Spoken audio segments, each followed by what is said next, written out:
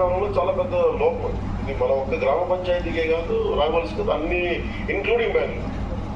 నిన్న ఇల్లు కట్టేశారు, ఎయిర్పోర్ట్ కట్టేశారు, కానీ ఎవ్వరు కూడా డ్రైనేజ్ అనేది ఆలోచించాలి. అది మన గ్రామం దగ్గర నుంచి మహానగరం దాకా అలాగే ఉంది. సో దీనికి ఖచ్చితంగా ఇది చాలా పెద్ద సమస్య. దీని మీద ఒక అర్బన్ ప్లానింగ్ వాళ్ళతో కూర్చొని, లేదంటే పంచాయతీరాజ్ మన లేఅవుట్ ప్లానింగ్ చేసేటప్పుడు బెల్లనాయుడు గారు చెప్పింది కానీ కలెక్టర్ మీరు ఒకసారి ఎనీ పంచాయతీ లేఅవుట్ వేసిన ఇల్లు కట్టిన ఫస్ట్ డ్రైనేజ్ లేకుండా మనం పర్మిషన్ ఇవ్వకూడదు అనేది మనం ఏం చేయాలి అనేది మీ స్థాయి నుంచి మీరు చేయండి. ఒక ప్రపోజల్ పంపిస్తే అది మంత్రివర్గం దగ్గర నుంచి కానీ, లేదంటే even if it has to be passed as a bill, then will make sure that it will implemented in assembly. అది ఒకసారి మీ దృష్టికి తీసుకొస్తాను.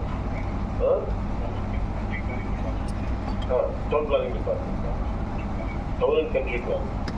So town and country planning department ఒకసారి అది చూడండి. ప్లస్ ముందుగా మేజర్ పాలసీ చేసే ముందుగా ఇప్పుడున్న పరిస్థితుల్లో మనం మన రాఘవలస పంచాయతీ సంబంధించి మనం ఏం చేయడం ఒకసారి మీరు అది కూడా ఒకసారి మీరు రెస్పాండ్ అవ్వండి.